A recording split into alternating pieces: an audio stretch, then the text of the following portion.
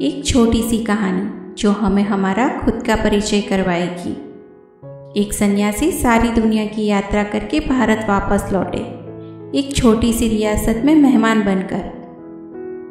उस रियासत के राजा जब उन सन्यासी को मिले तो कहा, महात्मा, एक प्रश्न 20 वर्षों से निरंतर पूछ रहा हूँ, कोई उत्तर नहीं मिलता, क्या आप मुझे उत्तर देंगे? महात्मा ने कहा, निश्चित ही दूंगा राजन, पूछिए क्या पूछना चाहते हैं। आज आप यहाँ से खाली हाथ नहीं लौटेंगे।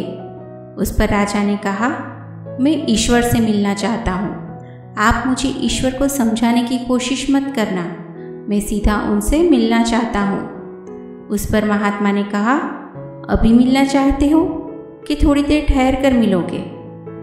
राजा ने कहा, माफ़ करिए महात्मा, शायद आप समझे नहीं, मैं परमपिता परमात्मा की बात कर रहा हूँ।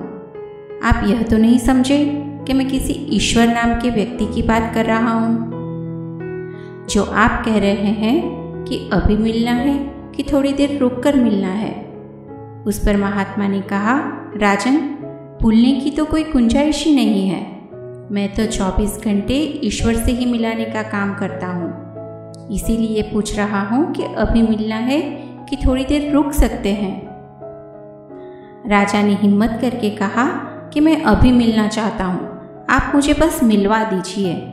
महात्मा ने कहा, राजन, इस छोटे से कागज़ पर अपना नाम और पता लिख दो ताकि मैं भगवान के पास पहुँचा दूँ कि आप कौन हैं। राजा ने अपना नाम, परिचय, अपनी उपाधियाँ लिखी और महात्मा को दे दी। महात्मा बोले, राजन, ये सब बातें जो आपने कागज़ पर लिखी है मुझे तो झूठ और असत्य मालूम होता है। महात्मा ने कहा, राजन, अगर कल तुम्हारा नाम बदल दे तो क्या तुम बदल जाओगे? तुम्हारी चेतना, तुम्हारी सत्ता, तुम्हारा व्यक्तित्व दूसरा हो जाएगा। राजा ने कहा, नहीं, नाम के बदलने से मैं क्यों बदलूंगा?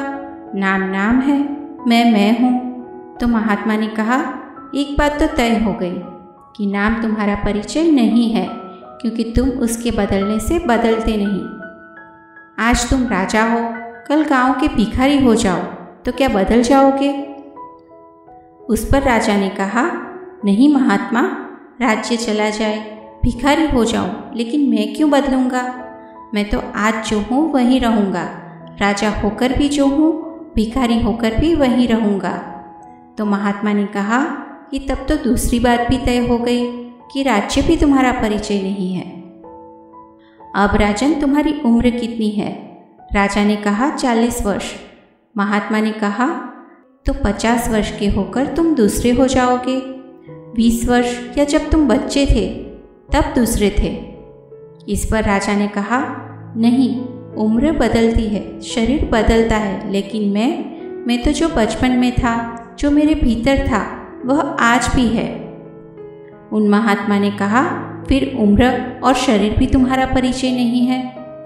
फिर तुम कौन हो राजन? उसे लिख दो, तभी तो मैं पहुंचाऊंगा ईश्वर के पास, नहीं तो तुम्हारे साथ मैं भी झूठा बन जाऊंगा। इस पर राजा बोला, तब तो बड़ी कठिनाई हो गई, उसे तो फिर मैं भी नहीं जानता, मैं तो इन्हीं को जानता हूँ मेरा होना। उस पर महात्मा ने कहा, हाँ, फिर तो बड़ी कठिनाई हो गई, क्योंकि जिसका मैं परिचय भी ना दे सकूं, बता भी ना सकूं कि कौन मिलना चाहता है, तो ईश्वर भी क्या कहेंगे कि मैं किसको मिलवाना चाहता हूँ। तो जाओ राजन, पहले इसकी खोज करो कि तुम कौन हो, तुम्हारा परिचय क्या है। और हाँ, एक बात समझ लो राजन, कि जिस दिन तुम यह जान लोगे कि तुम कौन हो, तुम्हारा परिचय क्या है, उस दिन तुम ईश्वर को खोजने नहीं आओगे, क्योंकि खुद को जानना ही यह जानना है कि ईश्वर क्या है।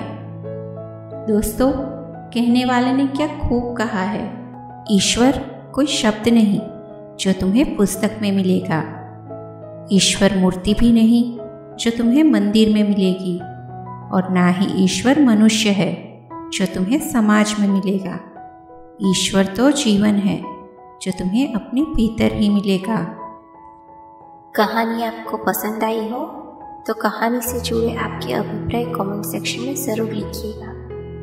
फिर मिलेंगे दोस्तों एक नई कहानी के साथ। तब तक हमेशा मुस्कुराते रहिए और मुस्कुराहट बांटते रहिए।